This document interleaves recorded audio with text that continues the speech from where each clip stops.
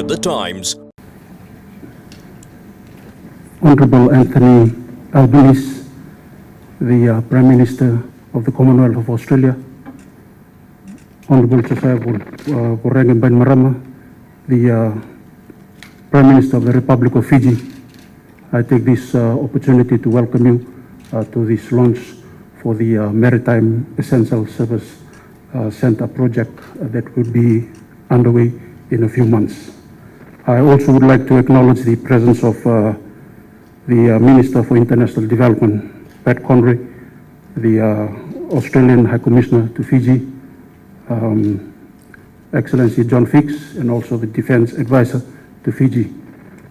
And also on the Fijian side, I also would like to acknowledge the presence of the Minister for Defence, National Security and Policing, Honourable Ines Serratu, the Minister for Lands and Mineral Resources, Honourable Tony Usamate, and also the Minister for Trade and Tourism, Honourable Koya. And also would like to acknowledge the presence of the CEO of the Fiji Revenue and Customs Service of Fiji, Mr. Mark Dixon. Ladies and gentlemen, without further ado, I would like to call upon the Honourable Prime Minister of the Commonwealth of Australia to make a statement. Well, thank you very much, and to the Prime Minister, to his ministerial colleagues and my Minister Conroy, important guests, members of the Fiji Defence Force, welcome here today. I am very pleased to be here and to hear about Fiji's vision for the Maritime Essential Services Centre.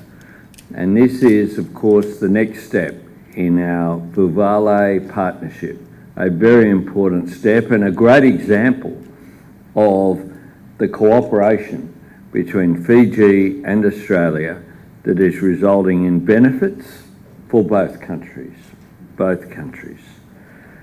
I understand that the centre will house the Fiji Navy, the Suva Radio Coastal Station and Maritime Surveillance Centre, as well as the Hydrographic Office. The centre will of course contribute towards protecting local fishing industries. The economies of the Pacific depend so much, as well as the lifestyle of the Pacific, on our maritime sector, and protecting those local fishing industries is absolutely critical. I might also say that it will assist with Fiji's capacity to deal with natural disasters as well. So this is a very, very positive development. The project will build on the joint cooperation in areas that we've had before, such as Black Rock Camp and Stanley Brown Wharf. And I look forward to taking up the Prime Minister's invitation to visit those facilities on a future visit. This is important for our security partnership, but also through local industries that will benefit from the skills transfer and the employment that will be created through this project. Employment meaning not just jobs while the construction is occurring of the services centre, but jobs on an ongoing basis due to the skills that will be developed here in Fiji. I look forward to the Fijian and Australian Defence Force personnel working together on construction as we have in regional co-deployments in so many other parts of the Pacific. This relationship is absolutely critical. It is one of families, and families help out each other at times of need and distress, but also to lift each other up at other times as well. And I have just, in the previous meeting I had with the Prime Minister, I congratulated him, and through him the people of Fiji, on being able to host this Pacific Island Forum at a time where, as we recover from COVID-19, we need to look at ways in which we build back stronger This sort of investment is just exactly what is needed at this time.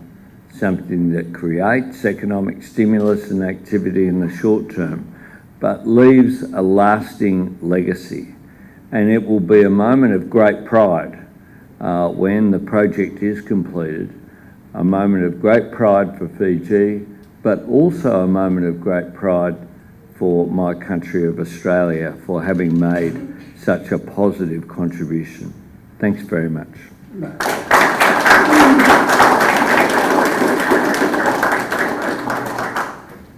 Ladies and gentlemen, we'll call upon the Honorable Josiah Borengambani Marama, the Prime Minister of the Republic of Fiji.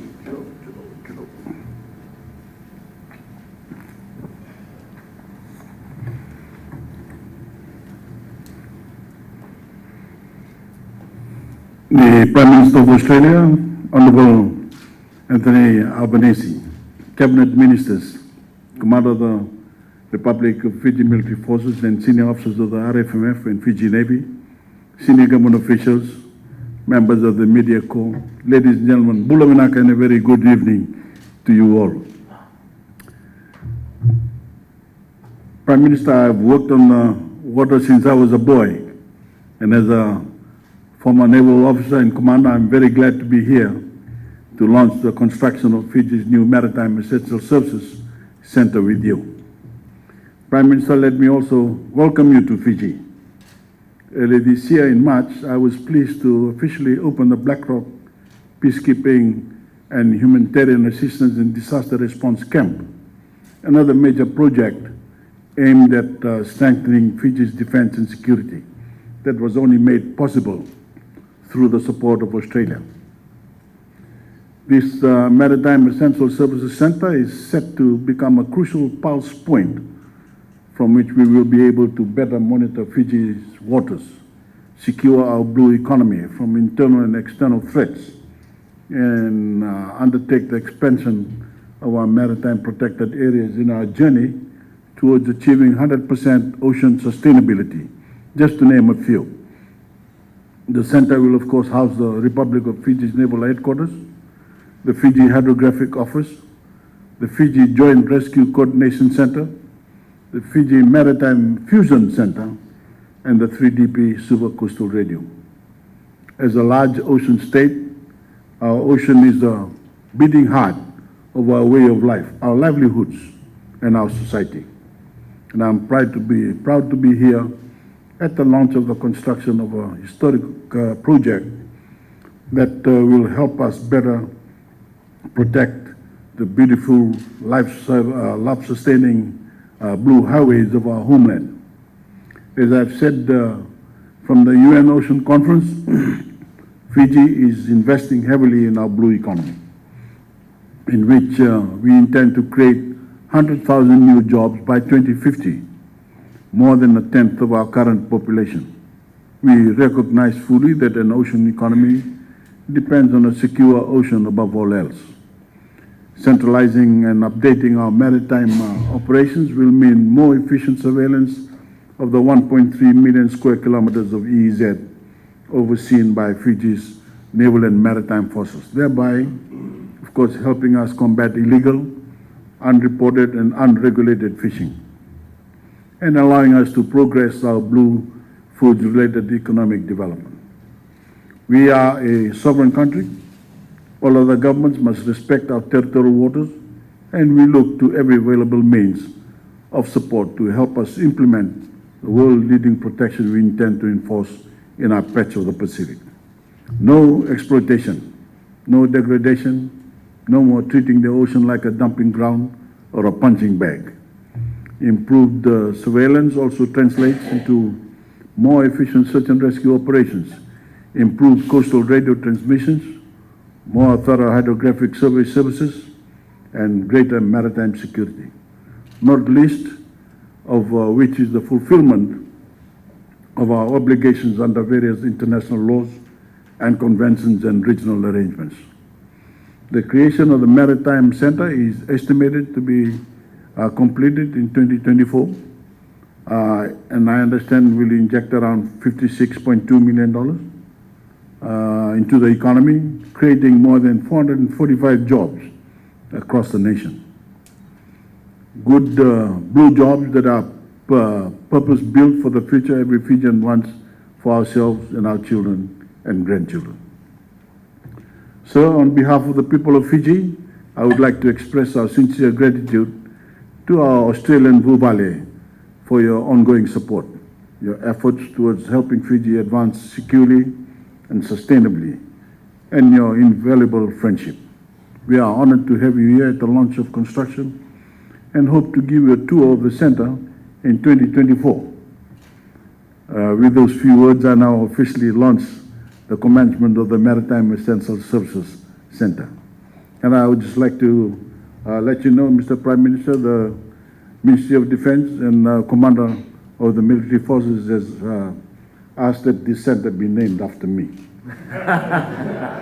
Thank you, sir. Very good.